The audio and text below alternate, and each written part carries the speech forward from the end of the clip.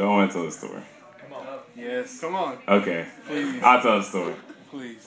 Because I always tell people not to just judge a whole group of people in one category. You can't put all your eggs in one basket because you know you're going to have a bad experience. You're going to have a bad experience. For example, I told Ann that she can't just judge all men because you have bad experiences, right?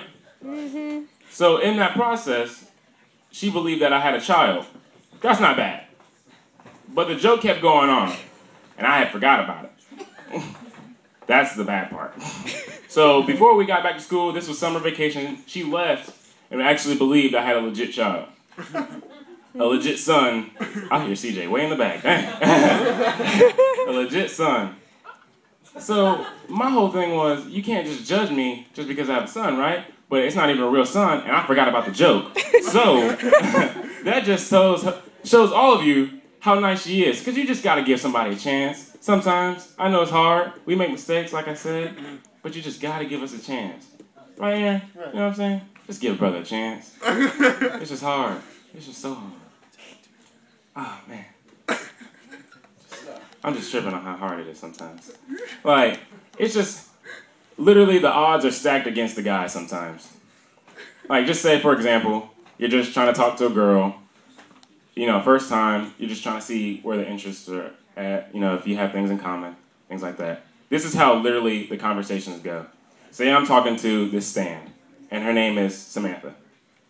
Now, to my right is my man, Aaron. I'll just say Aaron. So I'm going to say, hey, Samantha, guess what I did this weekend? She's going to ask what, if she's into me.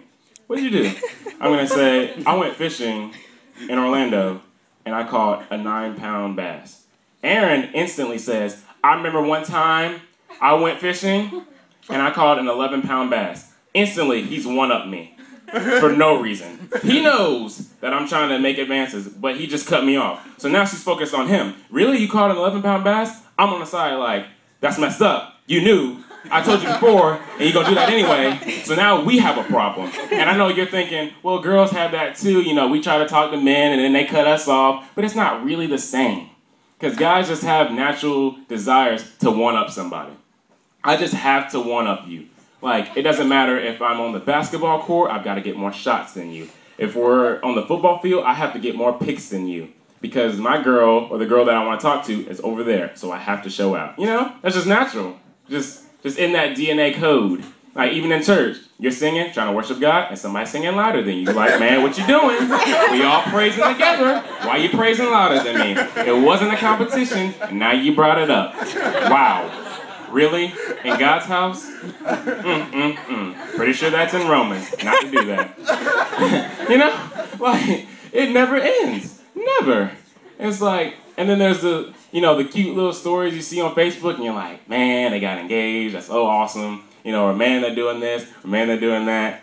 And it's like, John, I love you, man. I love you.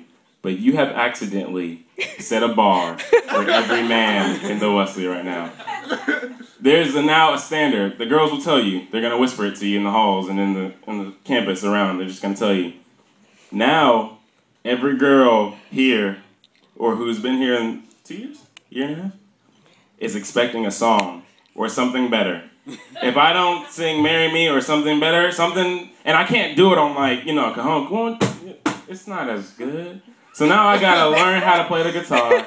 Now I gotta go out, get lessons. That's about $50 a day. Don't have it. You know, like, there's a bar. There's just a bar. You know what I mean? You know what I'm saying? I'm just gonna relate with you. I'm happy for you, but now we struggling. Now the guy's thinking, what can I do? Man, I don't even know how to play no instrument. Dang it. Can I take it to the beach? Nah, everybody's done that. You know, you got it. You got the... I'll give you props for that one. There's just a bar, it's just a competition, it's a crazy world, and it's not fair. You know, and I know girls struggle too. I know they struggle. I know it's hard. You know, you try to make attempts to talk to guys, and we don't have any idea what you're saying. You try to tell stories, and we zone out halfway in. How was your day? Oh, it was good. Today was... What am I going to do for dinner? Man, I can't believe I have to work in 45 minutes. I didn't even do that paper. Oh my gosh, she's still talking. She hasn't stopped yet. Okay, I can't believe he did that. The student did what at the school? Oh my gosh, somebody should kill him. No, dang it. Oh man, zone back in. Okay, focus. All right, and then there's the other. Here's my main problem. I say one thing. Actually, it's the main girl problem, but I do it sometimes too. I'm not even gonna lie. You say one thing, you mean something completely different. That is the hardest thing for a man to interpret. Man, I really don't like when you wear shoes. Oh, okay, I won't wear shoes. 10 days later, hey, you're not wearing shoes anymore. But you said, don't wear. I really don't like when you wear Nikes. All right, I won't wear Nikes. Okay, fine, it's done. Man, I really wish you would start wearing Nikes again. But we just had this conversation 2 weeks ago about wearing the Nikes. It's just hard. It's like a guessing game. I can't win. It's like catchphrase, but you know all the answers. Like, what's the score? 7-0? Oh, dang, game over. Play again? No thanks. You just gonna win again. You know? Like, what can you do? What can you do? Really, it's a hard world. But once you get it figured out, it's really just a blessing. And I wanted to tell my brother that, but he's just too young. You know, 5th grade, can't really take it seriously. You know, you've got the infatuation disease. You know, you're infatuated. You need help, medication, whatever it is. Hope it's not contagious.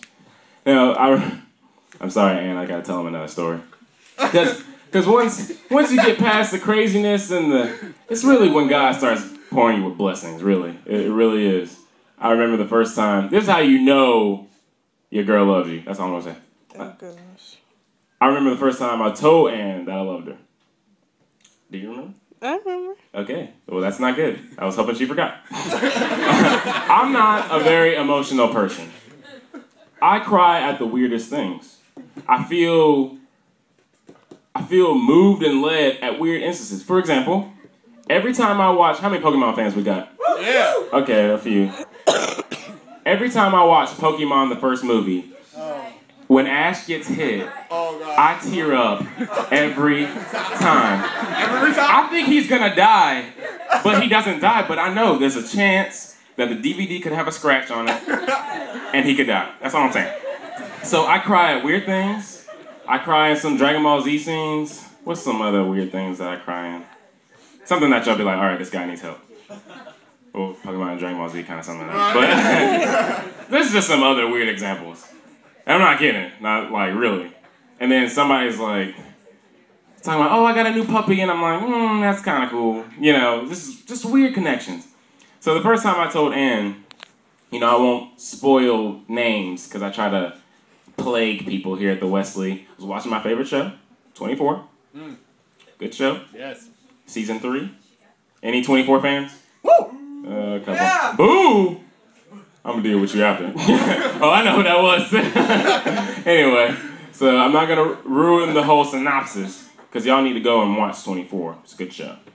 But in the episode, one of the characters, you know, works for the government agency. He had, you know, gone against protocol, broken countless laws to save his wife, and now he was gonna go to prison. Messed up, right? I mean, he did it for love. He saved his wife and ruined his life. There is a connection there, and it doesn't just rhyme. But, so, I don't know, I just felt, you know, led, and I just looked at Ann, and I was like, I love you. We're watching 24, and there are 3 other people in the room. The look she gave me, she was like, what are you doing? Literally, we had been dating for like 4 months, and that was the first time I had said it. Watching a 24 episode. That's bad. Yes, it is. Like, I was really hoping she forgot about that. How could you forget that? I mean, you just feel the connection. He did it for his wife, you know, and I was just like, you know, I'd do it for you too, maybe, you know? That's what it was. It was like, I don't know, you know, you can't win them all. You know, everybody's got a good moment. Yeah, we were, you know, walking on the beach. Nope. Watching 24 on the couch, season 3. It's a good season. I felt so bad for like a week. I was like, did I really just do that? I couldn't avoid it. Dang it. But I'm sorry for that. It's She's okay. such a good sport, y'all. Such a good sport. When you can put up with a grown man who acts like he's 5 years old, you got the Lord's favor. I mean, because love just makes you do crazy things. It really does. I sing songs that I know I shouldn't be singing in my car by myself. Why? It's Ann's fault. I'm driving down 75. As long as you love, la, la, la, la, la. No, the worst is when you're driving and it's really loud and you got your windows down and then you look and somebody's watching you. And you're singing a song you shouldn't be singing. Call Me Maybe, jamming out. Going in. Hey, I just met you. Oh, this is... Oh my gosh. They are looking at me. Let me just... No, I was changing the station. No, it's okay. He ain't even worried. He listened to it too. He just turned it down. I knew I heard it. It wasn't just in my car. I heard the echo. He can't fool me. There's only one station down here anyway. You know? So, man, just crazy stuff. Crazy stuff. I got a little sister too, 8 years old. She's never dating. Never.